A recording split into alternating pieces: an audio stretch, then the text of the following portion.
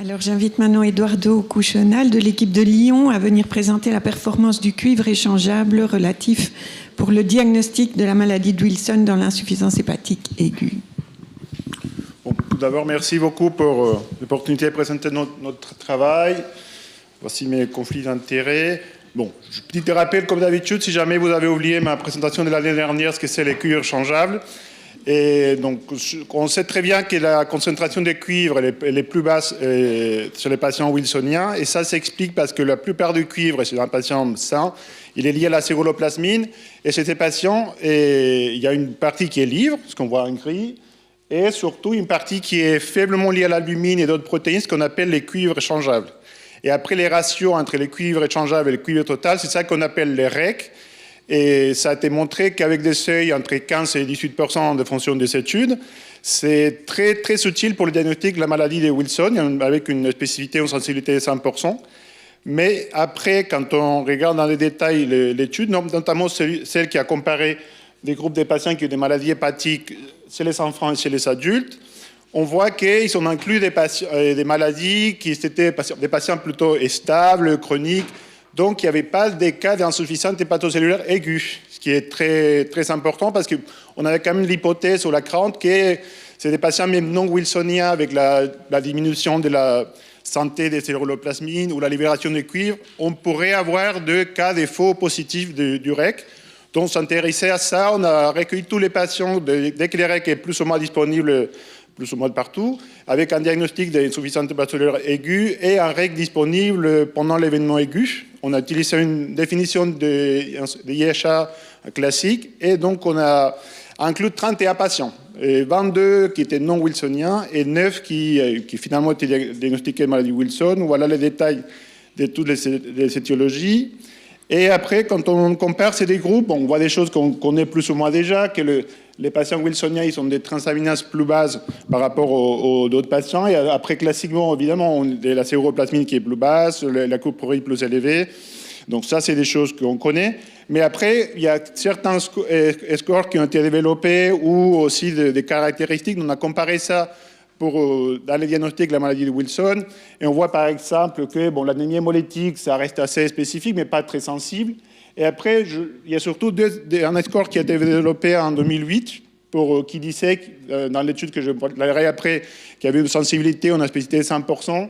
Nous, on n'avait pas trouvé ça, mais ça reste quand même assez spécifique. Et quand on combine les deux, une combinaison de deux, ça améliore un petit peu, beaucoup la sensibilité, mais ça ne reste pas spécifique. Après, la céruloplasmine, la coupe prurique élevée, ça reste bien sensible pour diagnostiquer, mais ce n'est pas très spécifique la maladie de Wilson, justement par rapport à ce que je disais, que dans d'autres maladies hépatiques, il peut y avoir une libération des cuivres, une coupe prurique augmentée. Et après, heureusement, on a, dans toute notre cohorte, tous les REC, a eu une performance de 100%, que ce soit pour la sensibilité, la spécificité, aussi les PPV, NPV. Donc, après ça, comme je disais, c'est l'étude de Corman qui avait publié que les ratios des AST et ALT étaient très sensibles et très spécifiques. Nous n'avons pas trouvé ça, et c'est aussi une étude qui était clairement pédiatrique, ça avait trouvé la même chose, qui n'était pas très sensible. Après, il faut savoir que ces scores ont toute leur utilité, parce que c'est des choses simples à faire. ALT, AST, l'alphaline phosphatase et la bilirubine, c'est des choses qu'on a rapidement chez tous les patients. Par contre, les REC, il n'est pas disponible de partout et pas très rapidement, donc il faut quand même connaître les autres scores. Mais pour moi, pour confirmer et plus ou moins débuter un traitement, il faut savoir que les REC, quand même, se comportent très bien chez ces types de situations. Voilà, merci beaucoup.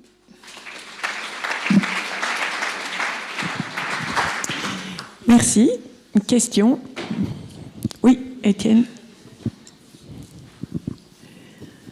Est-ce que vous pouvez commenter, dans notre expérience, les hétérozygotes ont quand même des taux de céruloplasmine abaissés, parfois en dessous du seuil que vous mentionnez de 0,2.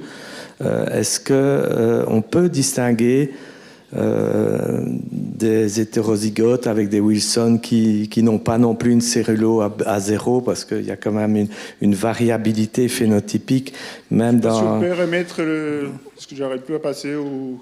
Parce que oui, notre étude, l'étude lyonnaise, avait comparé les 2 patients wilsoniens avec des patients non wilsoniens, mais l'étude parisienne avait comparé justement des patients hétérozygotes et c'était aussi avec les REC en tout cas, c'était, bon, ça passe plus, mais peu importe, c'était aussi 100%. Donc, il y a pas, avec les REC en tout cas, il n'y avait pas de soucis avec Mais donc les vous REC. pouvez distinguer un hétérozygote d'un homozygote d'un sujet normal, ou bien Non, vous me non. dites même les hétérozygotes avec des taux abaissés vont avoir alors On arrive à pas les hétérozygotes, pas vraiment. Donc, on n'arrive pas à comparer hétérozygotes et homozygotes, d'un patient qui n'a pas de maladie de Wilson, mais si on peut différencier des wilsoniens des hétérozygotes, ça on peut. Est-ce que ce test va être bientôt plus disponible? Parce qu'il reste... On fait la publication à chaque congrès, etc., pour refaire la pub, que ça marche. L'année dernière, j'avais dit que c'est pas parfait. Là, j'ai dit que c'est un nouveau parfait pour les cas aigus. Donc, là, actuellement, c'est déjà fait au moins 8 centres en France, aussi au moins 4 ou 5 pays en Europe. Donc, ça commence, mais il y a encore du travail à faire. Je vais encore venir l'année prochaine pour continuer à dire que ça marche. Est-ce qu'il y a une performance qui dépend de l'âge du patient? Ah non, justement, il y avait des adultes et des enfants, et c'est 100%. Non, ça, c'est adulte et enfant, et c'était 100%. Non, mais chez les enfants, je veux dire les très jeunes, on peut se demander si c'est... Là, pour le moment, on n'a pas eu de... Bon, on a eu quelques cas de faux négatifs, ce que j'ai montré l'année dernière, et c'était pas parfait, on n'a pas eu d'explication ni génétique ni autre, donc c'est pas vraiment 100% finalement. On a, sous tous nos corps, depuis qu'on le fait en 2011, on a trouvé 6 patients qui avaient un REC normal, c'était wilsonien. Mais on n'a pas trop d'explications pour le moment, c'est pour ça. Mais ce sont plutôt des jeunes patients alors? Pas spécialement, il y avait quelques patients jeunes, mais aussi des plus vieux.